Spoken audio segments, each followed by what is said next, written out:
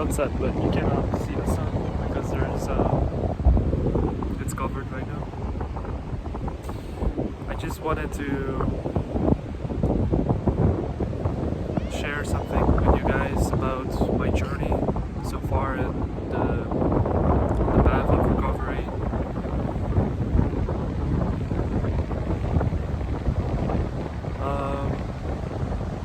I want to keep it short still because I rather just go in bits, not go all in on the story.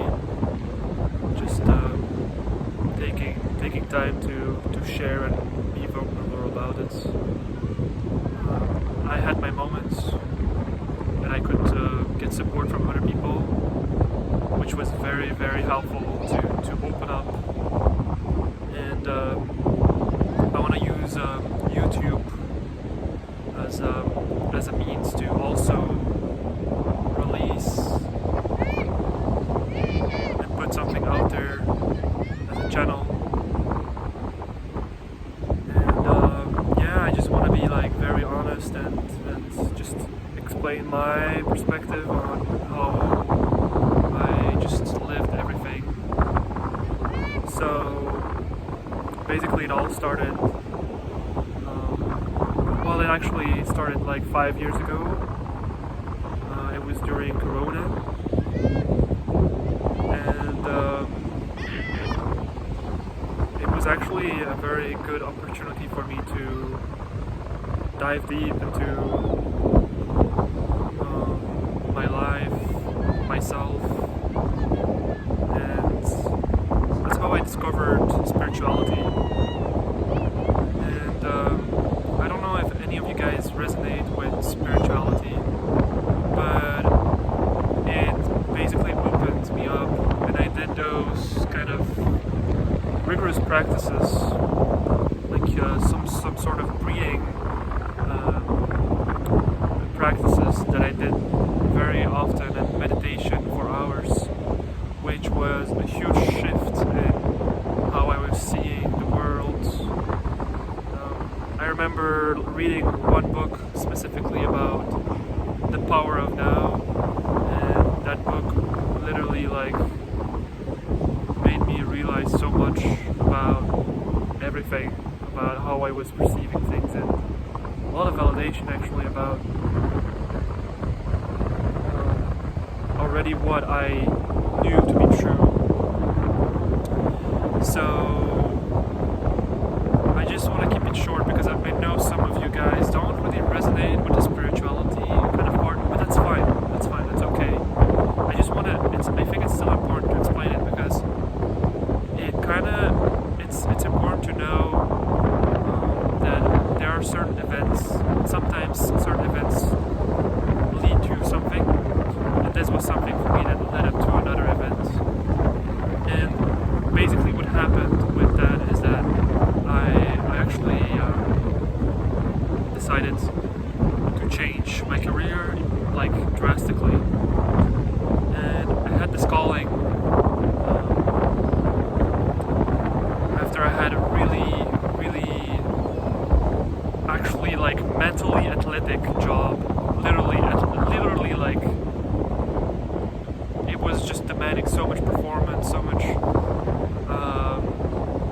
from me that I didn't really change that in myself. And when I changed career, or tried at least, I wanted to go independently and do coaching in mental health, which actually backfired really hard because when I did a lot of sessions with people, I wasn't really prepared or trained, and as an empath, I just absorbed so much of their energy, and I was such a people pleaser that my system just couldn't handle it, and I just like went into states of deep paranoia, deep terror, and that's when it all began. A year later, at that time in 2020, and I had a huge crisis, huge traumas, and I was brought to emergency hospital, because my parents, they had no idea what was going on with me. And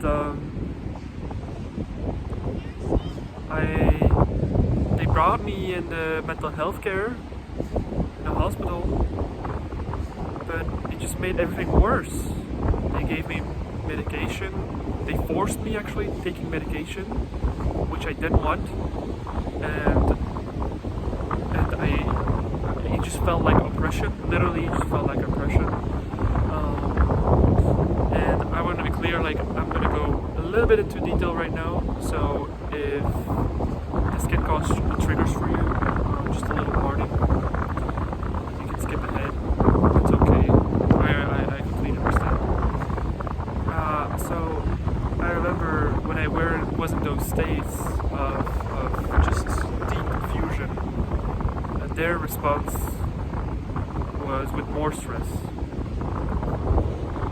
He's having a mental breakdown. He's crazy.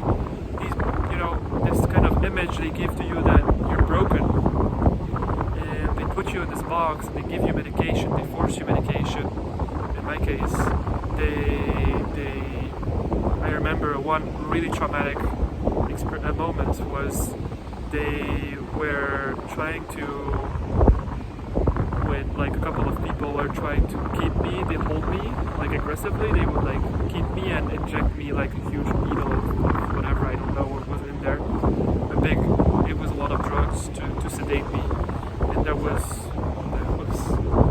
felt like being, deeply abused, Anyway, I have huge compassion for whoever works in the mental health care. It's not easy. The way the society is the way their beliefs and everything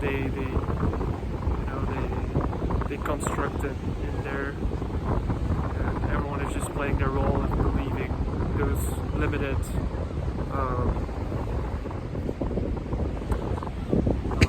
like beliefs, medical beliefs actually, especially in the mental health environment. So they also forced me to stay in a room closed, like in a room, a small room with nothing. Literally, I was trapped in a bed. I don't remember exactly for how many days, but it was a couple of days, and I just remember like not sleeping because I was just in a state of super high arousal, survival mode.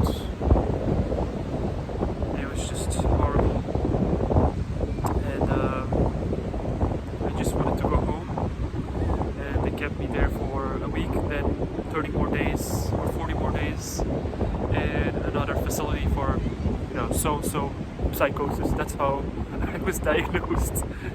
They would any extreme state, they would probably like diagnose you with psychosis if they don't know what's going on. Which I understand. Sometimes I think it's fine to use labels to bring understanding, but it doesn't serve you when it's just to put you in a box, as I said, and demonize you, see you as someone who's broken, force your medication because of that, and not believe that you're the one who feels, you're the one who has a body, who knows what's better for you, because you literally feel if something has a positive effect or not. So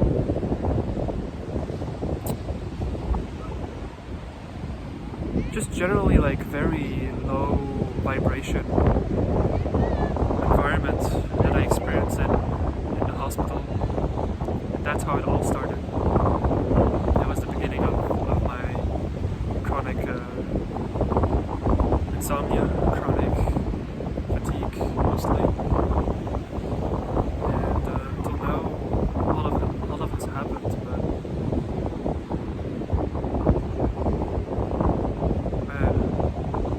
how much have I learned learned about myself, it's amazing. It's amazing. And I have meditated so many hours. I wouldn't have done that if I didn't have this pain, this situation, this drive to get better. And I'm sure a lot of you, if you're watching this video, you also look for solutions. And trust me when I say that it's only gonna get better from now on. And I finally understand, I understand what's going on with me in terms of my nervous system. I just know it's a matter of time now. Like, I know I'm already whole, I know I'm already healed. It's just a matter of like my body taking its time, being really patient with it. I have so much time ahead of me, and at the same time not being like procrastinating, like just being in the moment, enjoying the moment, enjoying this beautiful, just enjoying this beautiful experience. Life is wonderful if you just